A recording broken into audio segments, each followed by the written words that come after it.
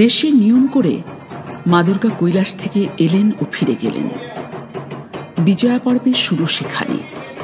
প্রতিবারের মতো এবারেও প্রবাসে কিন্তু তাকে বেশ কয়েক সপ্তাহ জুড়ে সপ্তাহান্তের ডাকে ইউটার্ন করতে হয় বারবার। সেই প্রবাসী বন্ধুদের বারবার ডাকাডাকির পর্যায় শেষ করে এখন 1 বছরের জন্য পাকাপাকি তিনি কৈলাসে। হিসেবের গোলমালে মানে এই দেশের মহাসপ্তমীর পুজো গ্রহণ করে পর মুহূর্তে প্রবাসের সন্তানদের সঙ্গে সিঁদুর খেলার যোগদানে এতদিনে অভ্যস্ত হয়ে গেছেন মা দুর্গা।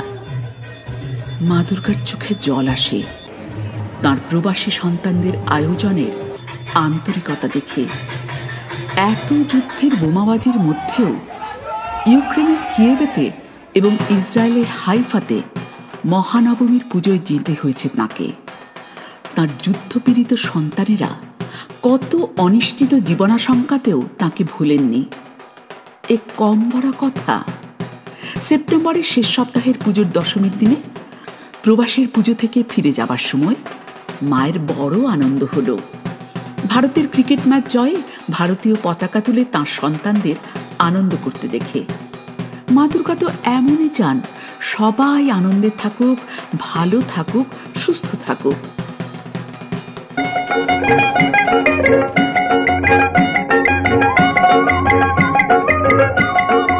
কিন্তু বড় কষ্ট হয় যখন দেখেছেন কলকাতার বন্যায় বিধ্বস্ত সন্তানেরা কত কষ্ট করে পুজো সম্পন্ন করেছে তাঁর।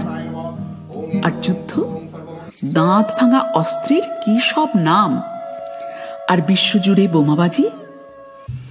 প্রবাসীর পুজো দেখে ফিরে যাবার সময় মায়ের মন ব্যথায় টন টন করে, চোখ চিকচিক করে। বিদায়ের ঢাকের আওয়াজ ছাপিয়ে কেন বিষণ্ণ মনে বাজে শুধুই বব ডিলান। কতবার বোমাগুলো বাতাসে উড়বে চিরতরে নিষিদ্ধ হবার আগে? কখন মানুষরা ফিরে তাকাবে? না দেখার ভান শেষ হবে কবে? কতগুলো কান মানুষের চাই আর মানুষের কান্না শুনতে তার? কত মৃত্যুর হাহাকার যাবে যে ঘটেই তার হিসেব নিজের জানার আগেই?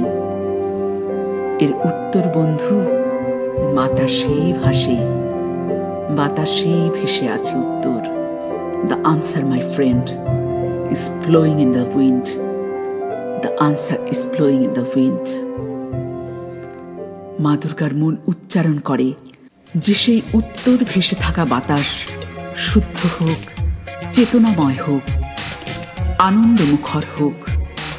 এই স্বপ্ন দুচোখে এঁকে কৈলাসে ফিরে আজ থেকে আবার সামনের বছরের আশার স্বপ্নে দিন গুনবেন মা দুর্গা।